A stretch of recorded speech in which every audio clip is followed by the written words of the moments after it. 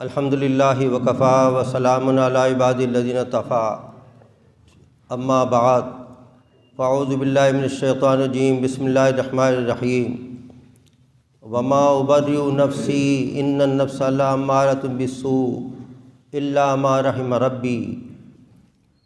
بزرگان محترم اور عزیزان گرامی، انسانوں کے نفس تین طرح کے ہوتے ہیں۔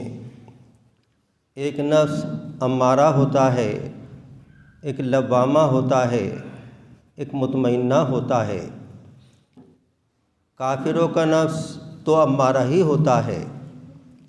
نفس امارہ وہ کہلاتا ہے کہ جو انسان کو برائیوں کا ہی حکم دیتا ہے اور برائیوں کا بہت حکم دینے والا ہوتا ہے۔ تو کافر انسان چونکہ اس کے اندر ایمان نہیں ہے اور اللہ کے حکام کو وہ مانتا نہیں، اس لیے اس کا نفس تو اس کو گناہوں پر ہی آمادہ کرے گا اور گناہوں کا ہی حکم دے گا۔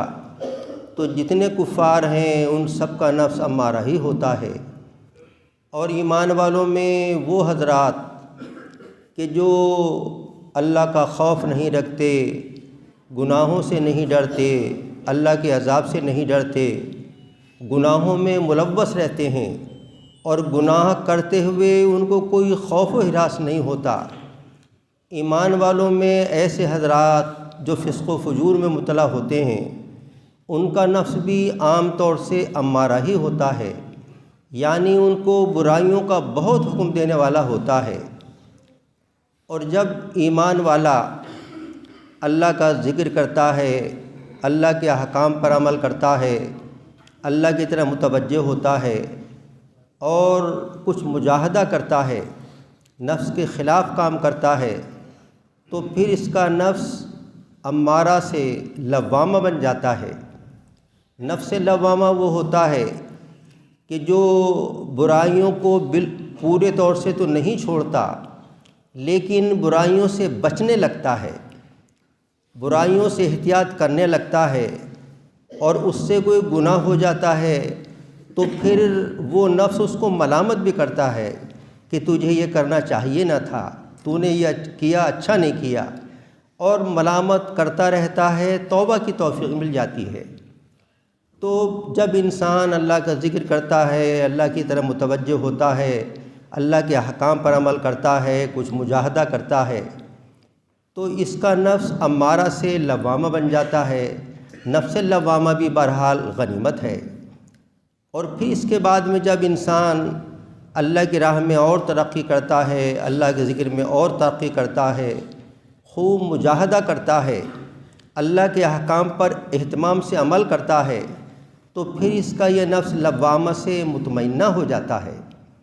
اور نفس مطمئنہ وہ ہوتا ہے کہ جس کے لیے گناہ سے بچنا بہت آسان ہو جاتا ہے اور نیک اعمال کرنا اس کے لیے بہت آسان ہو جاتا ہے، اور نیک اعمال کرنے کو اس کا ایسے جی چاہتا ہے کہ جیسے بھوک کے وقت میں انسان کا کھانے کو جی چاہتا ہے، پیاس کے وقت میں انسان کو پانی کا جی چاہتا ہے، اس طرح سے اس کا نفس ہو جاتا ہے۔ تو یوں کہیے کہ امور شرعیہ اس کے لیے امور طبیعہ بن جاتے ہیں، یعنی شریعت کے سارے احکام ان پر عمل کرنا اس کے لیے ایسے ہو جاتا ہے کہ اس کی طبیعت چاہنے لگتی ہے، اس کی چاہت ہونے لگتی ہے، اس کی خواہش ہونے لگتی ہے۔ حضرت مولانا رشید احمد صاحب گنگوہی رحمۃ اللہ علیہ جو ہمارے سلسلے کے بہت بڑے بزرگ گزرے ہیں، وہ حضرت حاجی امداد اللہ مہاجر مکی رحمۃ اللہ علیہ سے بیعت تھے، انہی کے خلیفہ تھے۔ دارالعلوم دیوبند کے بانی حضرات میں سے جو حضرات ہیں ان میں سے ایک حضرت مولانا رشید احمد گنگوہی رحمۃ اللہ علیہ بھی ہیں، حضرت مولانا قاسم نانوتوی ہیں، حضرت گنگوہی ہیں، حضرت حاجی عابد صاحب ہیں۔ یہ حضرات دارالعلوم کے بانیوں میں شمار ہوتے ہیں اور دارالعلوم کے سرپرستوں میں شمار ہوتے ہیں۔ تو حضرت مولانا قاسم نانوتوی اور حضرت مولانا رشید گنگوہی یہ دونوں حضرات حضرت حاجی صاحب سے بیعت تھے اور اپنے وقت کے بہت بڑے ولی اللہ بھی تھے اور اپنے وقت کے بہت بڑے عالم اور علامہ تھے۔ اللہ نے بہت بڑا علم بھی ان کو دیا تھا۔ ولایت میں بھی حضرت حاجی صاحب سے بیعت ہونے کی برکت سے ولایت میں بھی ان کا مقام بہت بلند ہو گیا تھا۔ اتنا مقام بلند ہو گیا تھا کہ حضرت حاجی صاحب جب ہندوستان سے ہجرت کر کے عرب تشریف لے گئے، مکہ معظمہ تشریف لے گئے، چونکہ انگریز نے ان کے خلاف بھی وارنٹ جاری کر دیے تھے، تو حضرت خاموشی سے یہاں نکلے اور پھر مکہ معظمہ تشریف لے گئے تھے۔ مکہ معظمہ جا کے پھر حضرت نے قیام کیا، تو حضرت نے پھر ایک کتاب لکھی ضیاء القلوب۔ حضرت نے اس میں یہ تحریر فرمایا، وہاں سے ہندوستان کے اپنے مریدین متعلقین کو حضرت نے نصیحتیں فرمائیں، ہدایات دیں، اور حضرت نے فرمایا کہ میرے جو متعلقین ہیں، میرے جو مریدین ہیں، ان کو میں یہ وصیت کرتا ہوں، نصیحت کرتا ہوں کہ وہ ان دو میرے خلفاء کی ہستی کو غنیمت سمجھیں، ان کے وجود کو غنیمت سمجھیں، اور ان سے اپنا تعلق رکھیں، ان سے اس سلسلے میں سلوک کے بارے میں معلومات کرتے رہیں۔ اور پھر حضرت نے تعریفیں ان کی کیں اور فرمایا کہ ان کا یہ مقام ہے، ان کا اس وقت یہ اونچا مقام ہے ولایت میں کہ وہ مجھ سے بیعت ہو گئے اور معاملہ الٹا ہو گیا، مجھے ان سے ہونا چاہیے تھا۔ اتنا اونچا مقام پیر کے نزدیک ان کا۔ حضرت بابا فرید رحمۃ اللہ علیہ جو ہمارے چشتیہ سلسلے کے بہت بڑے بزرگ ہیں، پاک پٹن شریف میں ان کا مزار ہے، ان سے ایک شخص نے متعلقین میں کسی نے کہا، حضرت میں چاہتا ہوں کہ آپ کے خلفاء میں سے چند سے ملاقات کروں۔ آپ نے بولا اچھا تو 2 سے ملاقات کر لو۔ ایک حضرت صابر کلیری رحمۃ اللہ علیہ، دوسرے حضرت نظام الدین اولیاء رحمۃ اللہ علیہ، میرے دونوں خلفاء میں سے ہیں، ان سے ملاقات کر لو۔ تو وہ شخص آیا اور پہلے کلیر پہنچا۔ حضرت کے جو خادم خاص تھے انہوں نے حضرت کو اطلاع دی۔ حضرت صابر کلیری رحمۃ اللہ علیہ عموماً مراقب رہتے تھے، نماز کا وقت ہوا، نماز پڑھی، پھر مراقبے میں چلے گئے، یعنی ہر وقت اللہ کا دھیان ان کو رہتا تھا۔ تو حضرت مراقبے میں تھے، تو خادم نے اطلاع دی آپ کے پیر کے مہمان تشریف لائے ہیں، تو مراقبے سے بیدار ہوئے اور کہا میرے پیر کے مہمان آئے ہیں تو تم اس کا ذرا زیادہ خیال رکھنا۔ اور پھر فرمایا تواضع کے طور سے مہمان کی مہمانداری ذرا اچھی ہو جائے، فرمایا کہ آج گولڑوں میں نمک بھی ڈال دی۔ تو یہ مہمان کی خاطر و مدارت ہو گئی، نمک پڑ گیا گولڑ میں، ورنہ بغیر نمک کے تھا، اور پھر مراقبے میں تشریف لے گئے۔ تو خادم نے یہ دیکھا کہ مہمان نوازی ہو رہی گلڑوں میں نمک ڈال کے۔ یہاں کے بعد میں پھر وہ حضرت نظام الدین اولیاء رحمۃ اللہ کے یہاں پہنچا۔ جب حضرت نظام الدین کو معلوم ہوا کہ میرے پیر کے مہمان آ رہے ہیں، تو خدام کو ساتھ لے کر، بہت سے حضرات کو ساتھ لے کر شہر سے باہر استقبال کے لیے تشریف لائے۔ استقبال کر کے ساتھ میں اپنی خانقاہ میں لے گئے اور بڑی خاطر و مدارات کی۔ حضرت نظام رحمۃ اللہ کے یہاں شاہانہ معاملہ تھا مہمانوں کے بارے میں، اور بڑی خاطر و مدارات ہوئی، اور جب وہ جانے لگے تو تحفے تحائف ان کو دیے اور بڑے اعزاز کے ساتھ ان کو رخصت کیا۔ اب تو یہ جو حضرت صابر کلیری رحمۃ اللہ علیہ کے پاس جب وہ آئے تھے، تو حضرت صابر کلیری رحمۃ اللہ علیہ نے جب خادم نے کہا تھا کہ آپ کے پیر کے مہمان آئے ہیں، تو مراقبے سے بیدار ہوئے اور ان سے یہ پوچھا تھا کہ میرے پیر صاحب خیریت سے ہیں کہ ہاں خیریت سے ہیں۔ بس خادم کو ہدایت دی ان کا خیال رکھیو اور گلوں میں نمک بھی ڈال دیو اور خاطر و مدارات کیجیو، اور پھر مراقب ہو گئے۔ تو خادم نے، اس مہمان نے یہاں تو یہ دیکھا سادگی بالکل، اور حضرت نظام الدین کے یہاں شاہانہ مہمان نوازی دیکھی، تو اس کے ذہن میں تو ان کا معاملہ بہت اونچا رہا حضرت نظام الدین رحمۃ اللہ علیہ کا۔ اب وہ واپس جاتا ہے اور جا کے حضرت سے ملتا ہے، حضرت بابا فرید رحمۃ اللہ علیہ سے پوچھا انہیں کہ کیا دیکھا؟ کہا حضرت وہ جو ہے کلیئر میں وہ تو کسی سے بات ہی نہیں کرتے، بس سر جھکائے رہتے ہیں اور کسی سے بات ہی نہیں کرتے، کہ یہ بتاؤ میرے بارے میں کچھ انہوں نے کچھ کہا تھا کہ ہاں حضرت آپ کے بارے میں خیریت پوچھی تھی، میرے پیر خیریت سے ہیں؟ تو حضرت بابا فرید رحمۃ اللہ علیہ کی آنکھوں میں آنسو آ گئے اور فرمایا صابر کلیری اس وقت اس مقام پر ہیں کہ ان کے دل پر اللہ کے علاوہ کسی کا گزر نہیں ہے۔ انہوں نے اس حال میں بھی میرے بارے میں پوچھ تو لیا اور آنکھوں سے جاری ہو گئے۔ اور حضرت نظام الدین کا معاملہ دوسرا تھا، اور بزرگوں کے حالات رنگ برنگ کے رہتے ہیں، اور جس طرح پھولوں میں رنگ الگ خوشبو الگ، بزرگوں کے حالات بھی اس طرح کے ہوتے ہیں۔ ہر گلیرا رنگ و بوئے دیگر است، ہر پھول میں رنگ اور خوشبو الگ الگ ہوتی ہے۔ گلاب اس کا رنگ اور ہوتا، خوشبو اور ہوتی، چمیلی اس کا رنگ اور ہوتا، خوشبو اور ہوتی ہے، لیکن ہر ایک ہے پھول اور خوشبو اس سے مہک رہی ہے۔ تو اسی طرح سے بزرگوں کے حالات مختلف ہوتے ہیں۔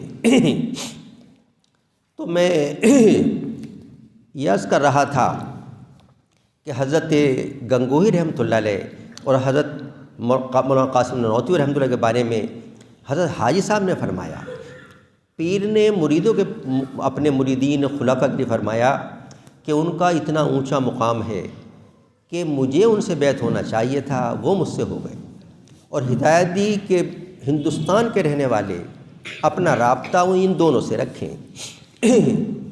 کئی سال گزر گئے، حضرت حاجی صاحب نے حضرت گنگوہی کے پاس خط لکھا اور یہ لکھا کہ رشید احمد میرے جتنے متعلقین ہیں اپنے حالات لکھ کر بھیجتے ہیں، تم نے ایک زمانے سے کوئی حال نہیں لکھا، تو جب پیر کا حکم ہوا حال لکھنے کے بارے میں تو لکھتے ہیں۔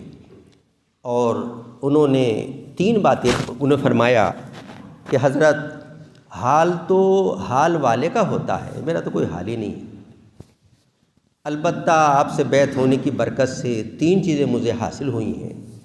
ایک تو یہ ہے کہ احادیث میں اور قرآن پاک کی آیات میں مجھے کوئی تعارض اور ٹکراؤ نظر نہیں آتا، اللہ نے اس طرح سے احادیث مبارکہ اور قرآن پاک کی آیات کو حل کر دیا۔ دوسرے، میرا جو تعریف کرنے والا میری جو تعریف کرتا ہے یا کوئی میری برائی کرتا ہے، دونوں میری نظروں میں ایک نظر آتے ہیں۔ نہ تعریف کرنے والے سے میرا نفس پھولتا ہے اور نہ برائی کرنے والے سے میرا دل رنجیدہ ہوتا ہے، مجھے اس کی کوئی پرواہ نہیں ہوتی میری کوئی تعریف کر رہا ہے یا برائی کر رہا ہے۔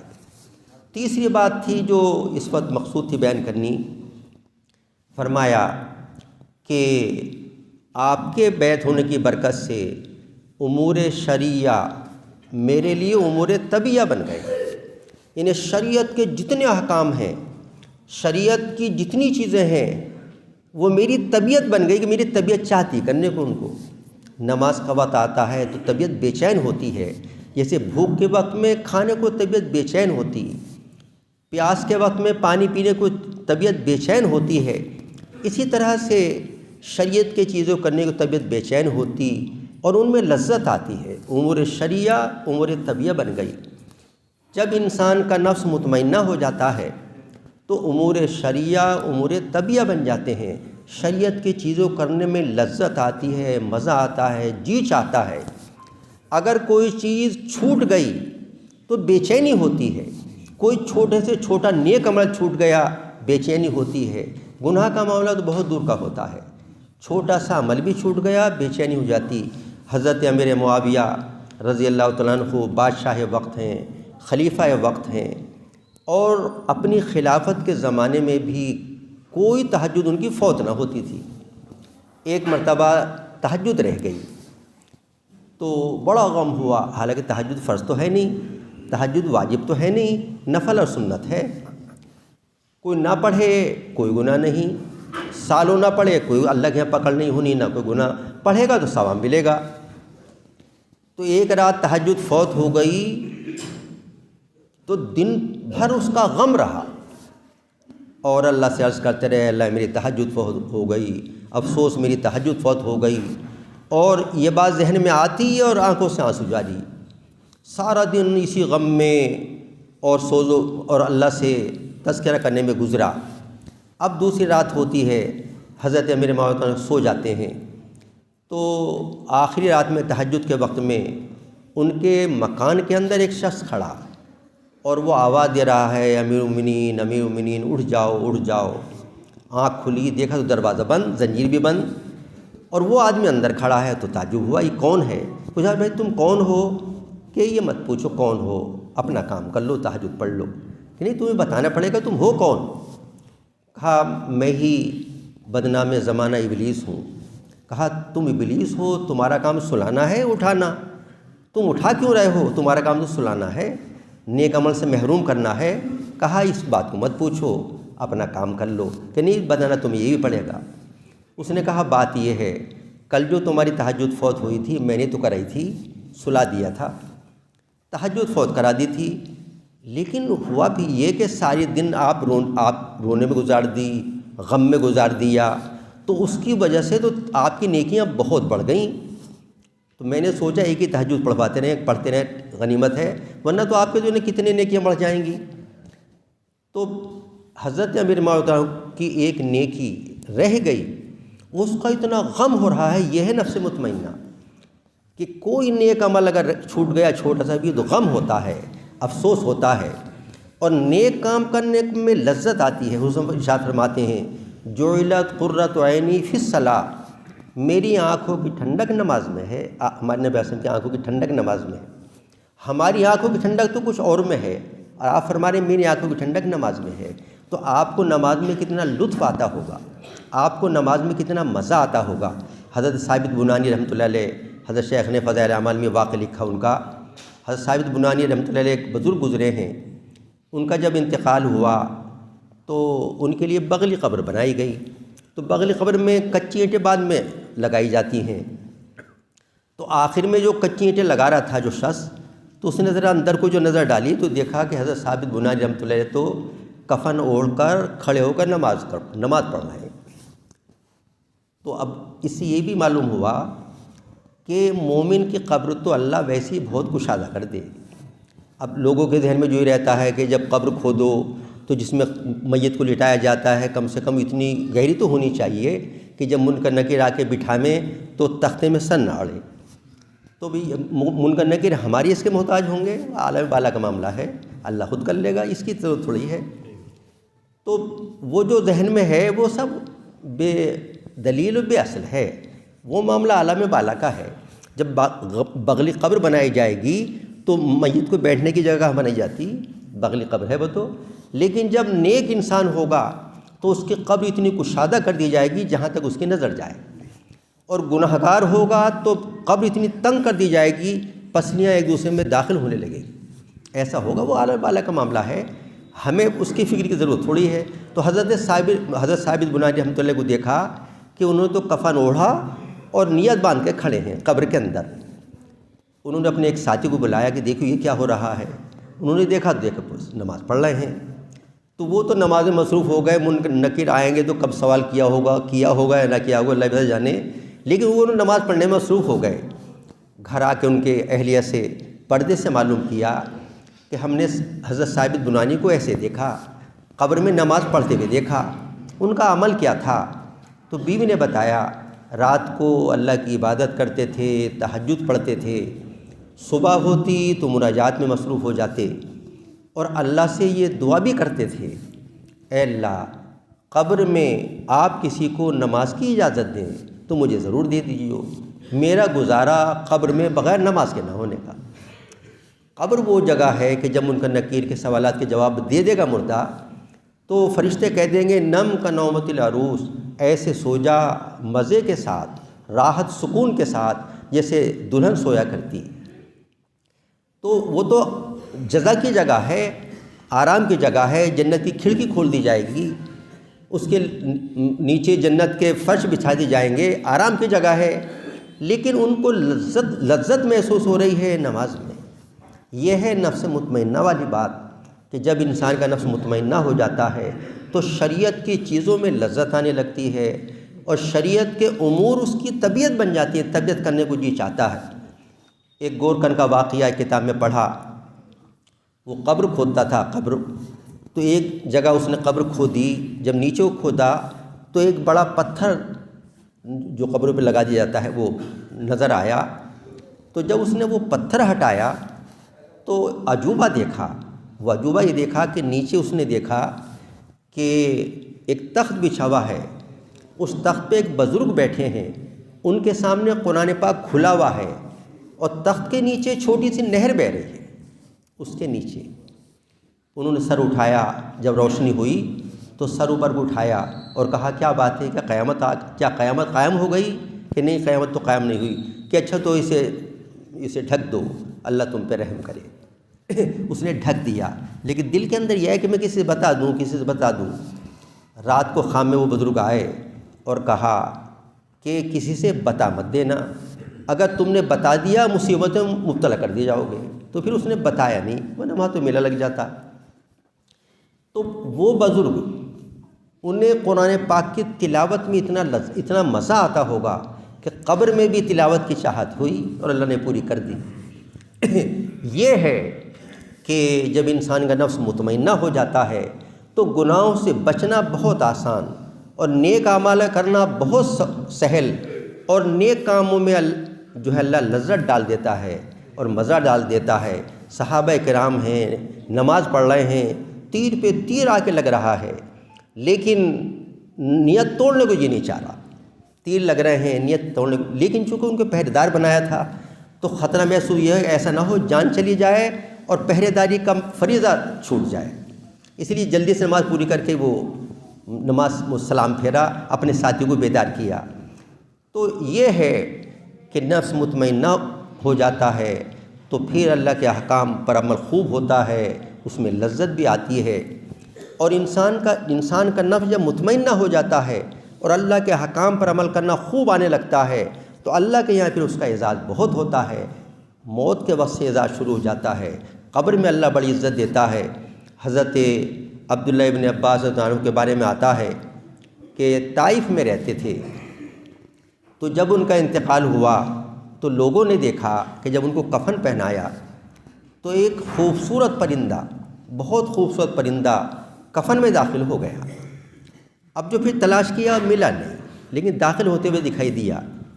قبر میں ان کو اتارا گیا تو قبر کے کنارے سے کسی کے اس آیت کے پڑھنے کی آواز آ رہی ہے، یا ایھا النفس المطمئنہ ارجعی الی ربک راضیۃ مرضیہ، اے نفس مطمئنہ تو چل اپنے رب کی طرف چل، راضیۃ مرضیہ، تو بھی اللہ سے راضی ہو اور اللہ بھی تجھ سے راضی ہے۔ خوشخبری سنائی جا رہی ہے، بشارت، فادخلی فی عبادی، چل میرے خاص بندوں میں داخل ہو، وادخلی جنتی، اور میری جنت میں داخل ہو۔ تو قبر میں بشارت سنائی جا رہی ہے، یہ خوشخبریاں، بشارتیں قیامت میں بھی دی جائیں گی، جنت میں داخل ہوتے ہوئے بھی دی جائیں گی۔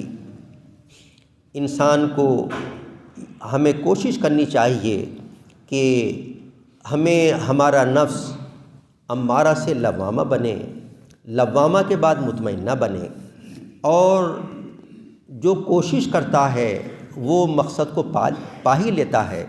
اللہ تعالیٰ فرماتا من جاہد فینا لنہدینہم سبلنا، جو ہماری راہ میں کوشش کرتا ہے ہم اسے ضرور راستے دکھا دیتے ہیں۔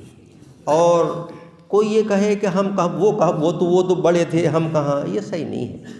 اس لیے کہ علماء فرماتے ہیں تو مگو مارا بداں شہ بار نیست، تو مگو مارا بداں شہ بار نیست، بر کریمہ کارہا دشوار نے، تم یہ مت کرو کہ ہماری وہاں تک رسائی کہاں ہو جائے گی۔ کریموں پر جو ہے منزل مقصود تک پہنچانا کوئی مشکل نہیں ہے۔ جب ایک انسان کوشش کرتا ہے اللہ منزل مقصود تک پہنچا دیتا ہے اور مقصد حاصل ہو جاتا ہے، تو ہمیں یہ کوشش کرنی چاہیے کہ ہمارا نفس بھی مطمئن نہ ہو، تاکہ اللہ کے حکام پر اچھی طرح سے خوب عمل ہو، اور پھر مرنے کے بعد سے ہی ہمارے لیے اللہ کی طرف سے اعزاز شروع ہو جائے، اکرام شروع ہو جائے۔ ہمارے بزرگوں نے کچھ ذکر اذکار تجویز فرمائے کہ اس کی برکت سے انسان کو اپنے نفس کو مطمئنہ بنانا آسان ہو جاتا ہے، باطن روشن ہو جاتا ہے، قلب کے اندر نورانیت پیدا ہو جاتی ہے، قلب ذاکر و سلیم بن جاتا ہے، اور پھر اللہ کا قرب حاصل ہوتا چلا جاتا ہے۔ ان ذکروں میں ایک یہ ضرب والا ذکر بھی ہے، 12 تسبیحات والا، جنہیں دنیا کے اندر بڑی تعداد میں لوگ کرتے ہیں، خانقاہوں میں اپنے مقامات پر کرتے ہیں۔ یہ 12 تسبیحات ہیں ضرب والی، چونکہ نئے نئے حضرات آتے ہیں اس لیے ان کی تفصیل بتا دینا موضوع مناسب ہے، اور طریقہ بھی۔ تو یہ 12 تسبیحات ہیں، 200 مرتبہ تو لا الہ الا اللہ پڑھا جاتا ہے ضرب کے ساتھ، اور 400 مرتبہ الا اللہ پڑھا جاتا ہے ضرب کے ساتھ، اور 600 مرتبہ اللہ اللہ پڑھا جاتا ہے 2 ضربوں کے ساتھ۔ تو جب